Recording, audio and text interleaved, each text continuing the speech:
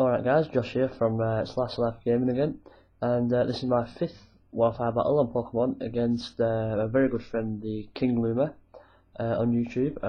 I'll leave a link to his channel in the description. So this is a standard OU battle, and I will lead with Empoleon for the first time, and I really expected him to do something like Dragon Dance or set something up, but it just goes straight out for the Earthquake. Probably should have seen it coming, to be honest, so I stay in, but that's going to be me one down straight away, so that's a dreadful start. And to be fair, it really does take me quite a while to get back from that. So that's, like I said, it's really bad for me. This is the first time I've actually seen this Salamence, because I've battled this guy obviously a few times. So I go into my Garchomp to scare him off, and this is a Scarf Garchomp, if you guys might know if you've seen other battles. And he goes into Bronzong, and I think he knows it's Scarf from our previous battles, so that's a good play from him. That's not going to do anything to Bronzong, and he knows I'm going to have to switch out now. So I really don't like Bronzongs. I mean, I really seem to struggle. Maybe it's just a build up of my team, but I struggle taking them out. So I go into Tyranitar, and this is also the first time I've used this in a while, so I thought I'd give it a go. He uses the free switching as a to put up his stealth rocks, so that's a good play by him. So he's got them up, and I've not yet got mine up, because I don't have stealth rock on my Empoleon lead. It's a sub Terberry Empoleon, if you've seen that. So I go for the Earthquake, predicting a switch. I'm not sure why. I took a few punches in this game. He goes for the Earthquake, which is going to be super effective, and that's going to do quite a bit more damage than I'd hope it would, to be honest. Bronzong not exactly a offensive powerhouse, but that's, it's done an alarming amount, so I need to keep an eye on that. So he's going to heal up after the leftovers, and he's practically at full health now. I'm going to go for the Focus Punch. This is an example of the gambles I was talking about, and it does actually pay off because he goes for the Reflect. Now that's good in that I can actually get the Focus Punch off. Sorry, but it's obviously not going to do much against the defensive wall that is Bronzong, and with the light screen up. Oh, Reflect, sorry. So I get the Shell Bell boost, just an item I thought I'd give a try with.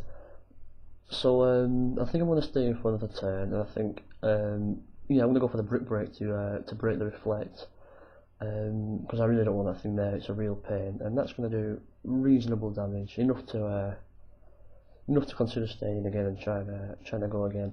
So I get the Shell Ball recovery, and he's going to go for the Earthquake again, and that is bad news for me. I'm slowly being whittled down by this Bronzong, which I really don't have. I don't have a clear-cut counter to this thing in my team, which is a shame. So I don't really want to switch into anything and give him a free turn. So I'm going to stick in and hopefully call his bluff. Maybe he'll switch or use a move that's not very effective. So I'm going to go for the Brick Break again.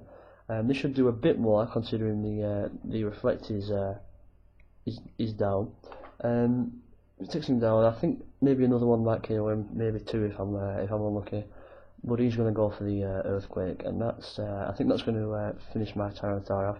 So I don't know about Tyranitar. I mean, I really like it. It's a really cool Pokemon. Statistically, it looks really great, but I can never really seem to get it firing on all cylinders really on the battlefield. It always seems to let me down. Maybe it's me. Maybe I don't play it well enough.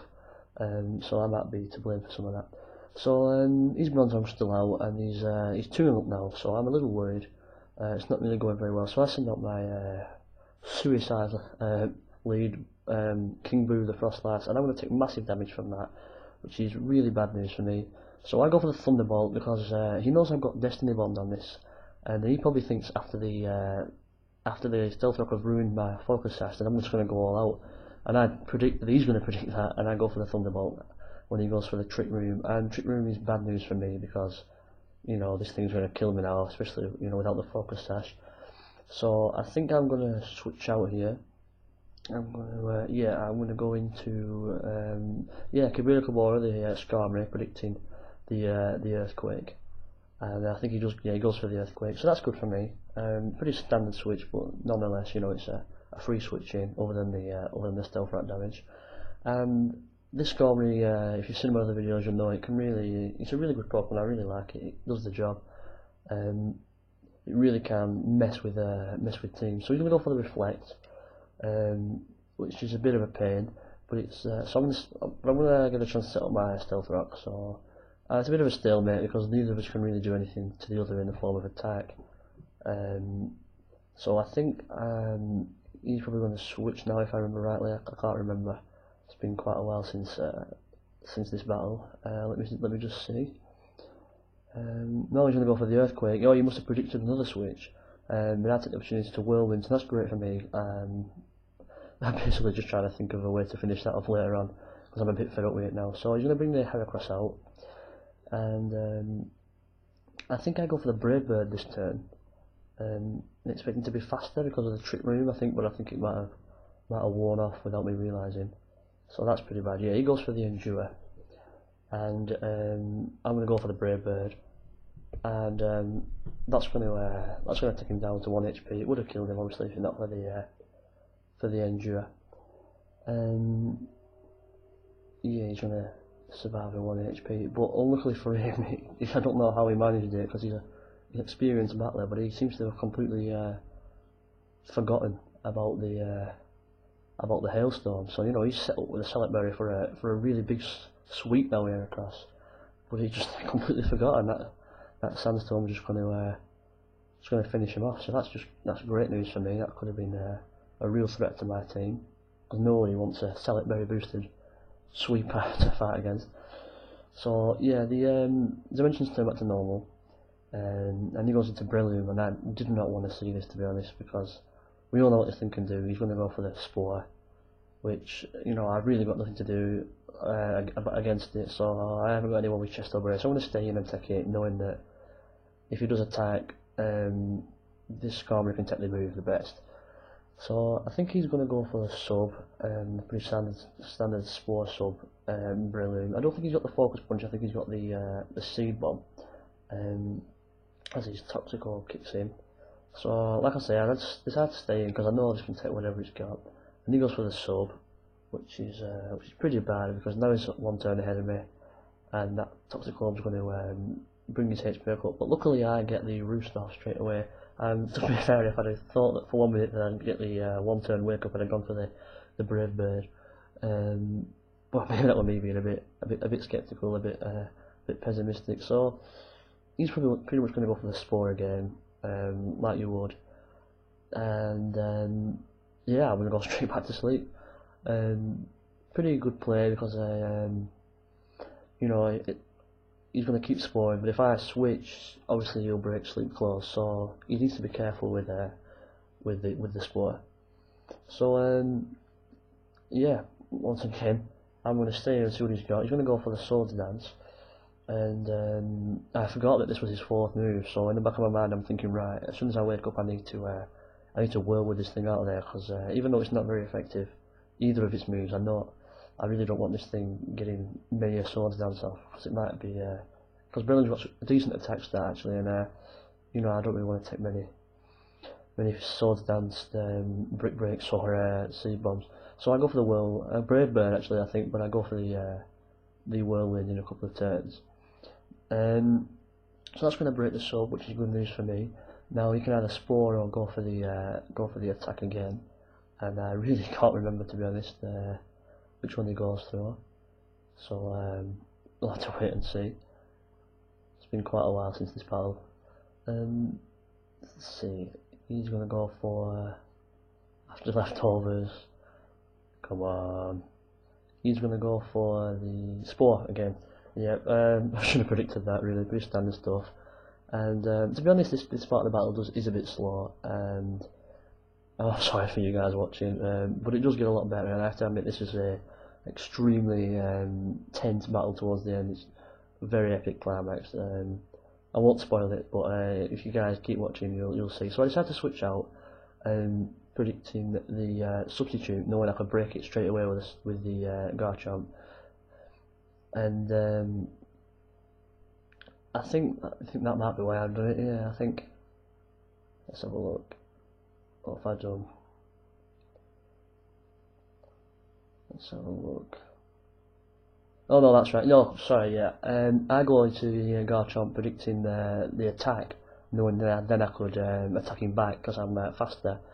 But yeah, that's right. And he goes for the sub, so I go straight back in.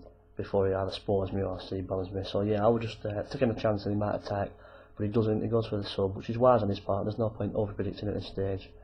He might as well set up that sub whilst he got the chance, because that subbed and spawned Breloom is a real pain. And I think as embarrassed as he might be to stall me out as slowly as he's doing, you can't really blame him because it's the only thing he can really do at this stage. So he goes for the C-bomb, and even after the sword dance, that's not going to do a lot. And I think we were both surprised actually how little that did. So after that, I pretty much know I can stay in, and I don't have to worry about damage. So that's good for me. So I can stay in and wait for the whirlwind. I think it might be this turn I wake up. I'm not sure.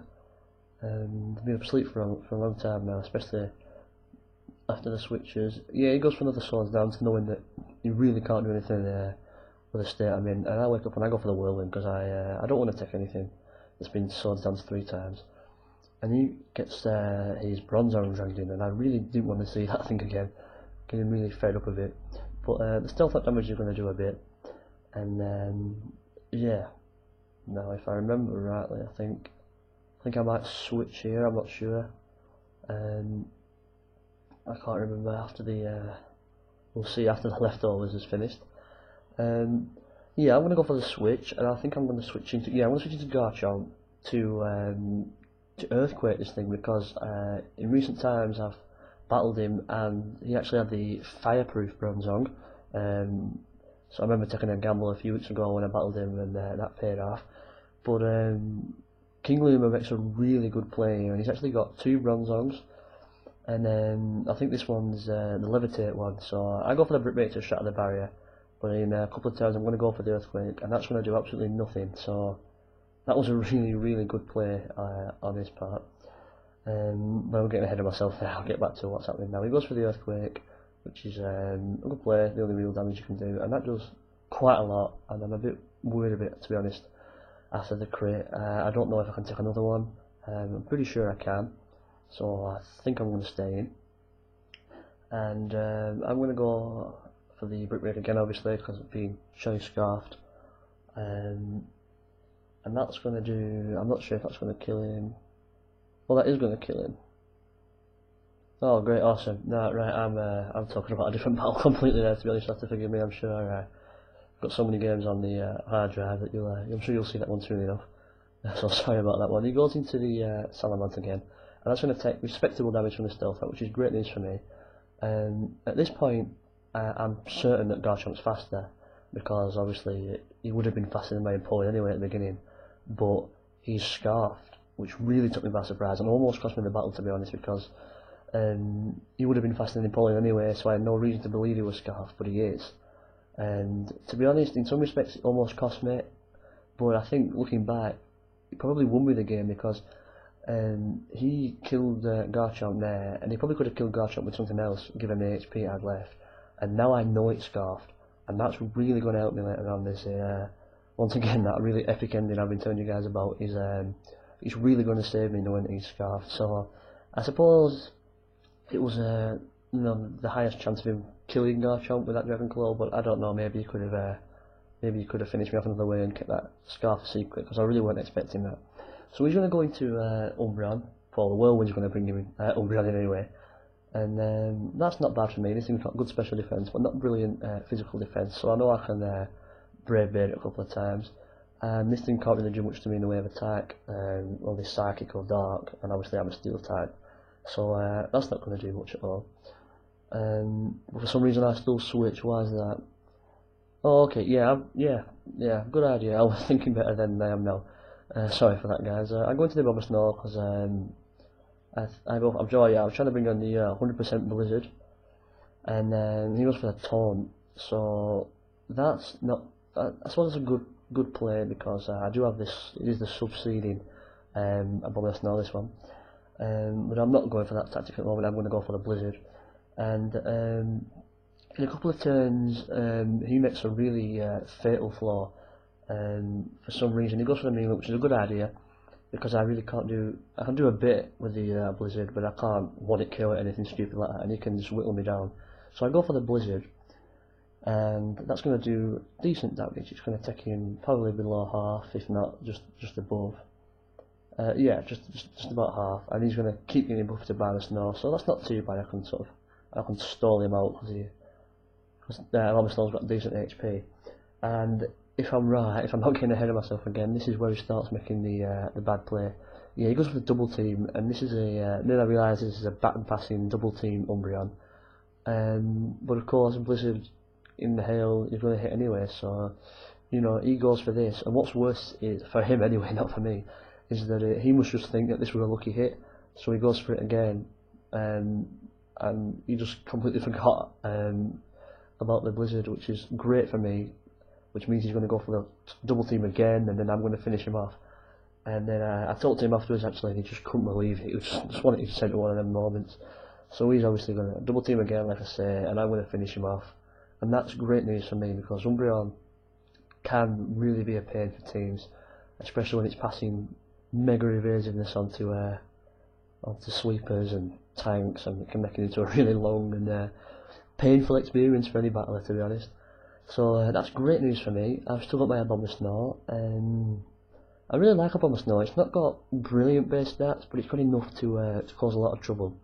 So we bring Salamence in, and I get even more damage for the Stealth Rock on these Salamence, which is really good news for me. I've started to claw this back, and it's still not looking as promising as it might have done, especially after the early start, but it's not too bad. So he's going to go for the Stone Age. I know he's faster. I don't really want to switch into anything else, because I don't know what move he's going to lock himself into, so I just use Bomber Snow as Death Fodder, and he gets locked into the Stone Age, which is a critical hit anyway, but I'm sure it would have killed me, being super effective. And so there, like I say, he's locked into Stone Age, and he's also going to get buffeted by the hail. So I think if I'm right, I'm going to go into Skarm Ray, although I've been wrong in this battle. Yeah, I'm going to go into Skarm Ray, knowing I can take the Stone Age, and I'm going to take that pretty easily. It's not going to take me below 50 HP, or 50 exactly, and I'm going to go for the Roost, knowing that I'll survive that. And yeah, even if he'd have switched out, I'd have got the free Roost anyway, so that's pretty good for me. He can't do anything at the moment, and every turn there is an army area getting buffeted by the hail, and I'm not. Or should I say I am, but it's not doing anything because of the leftovers. So if I remember rightly, I think I'm going to go for the Brave Bird this turn. I'm not sure. He goes for the Stone Age again, staying in. Must be trying to get a critical hit or something. Unfortunately for him, it doesn't happen, and I go for the Brave Bird. And I think this might finish him off. I'm not sure. It might just fall short of finish him off. No, I think it does finish him off. So yeah, that's really good news for me. Had I not known about that scarf earlier, I could have been in a lot more trouble. So that's good. So I'm starting to think maybe I can win this. Maybe I've clawed it back. But I obviously don't know what he's got left in his party. And he sends out Gengar, which is I don't really want to see. He's a lot faster, and I know it can finish me off with a Focus Blast or something. But he goes for the Shadow Ball. He must predict the switch, so that's obviously brilliant news for me. Or at least it would be if I didn't get killed by it. I really thought I would survive that genuinely, but I don't. So it's not as good as I thought it would be for me. And I think I've got just the one Pokemon left now. I think, and he's got this almost full HP Gengar and the Breloom. And right about now, I'm jumping for joy. I really am, because even though I've been damaged so badly, I've realised that I can Shadow Ball this, which will be obviously the kill. And I'm faster than Breloom when I got the 100% Blizzard because of the hail. So I'm extremely happy. I'm sort of bouncing up and down, realising I've won. And yeah, he told me afterwards they were so close to putting a Choice Scarf on the Gengar, but because of its move pool, he really didn't want it locked into a Shadow Ball or something, because it doesn't hit, so many times. So he switches into Breloom, and we both pretty much realised what's going to happen. I go for the Blizzard, and I'm extremely happy I've wiped out his Breloom, because that thing is a real pain. It really has caused me some trouble over the years, to be honest. So that's the game. Great game, TheKingLuma. I'll leave a link to his description, his profile, in the description. And thanks for watching, guys. Really go and check him out. He's a great battler. He got me into Pokemon battling in the first place many years ago now. So he's a really good battler and a really great guy. So go over and sub him. He's not got many subs. He really deserves more. He's new to the YouTube. And once again, thanks so much for watching, guys. Rate, comment, and subscribe. Check out my channel for Pokemon giveaways. And I'm also nearing 100 subs, so I'm looking for someone to do a special 100 subs video with. So if that sounds like something you'd want to be involved in, just let me know and come on my channel. So thanks again for watching, guys, and I'll see you next time.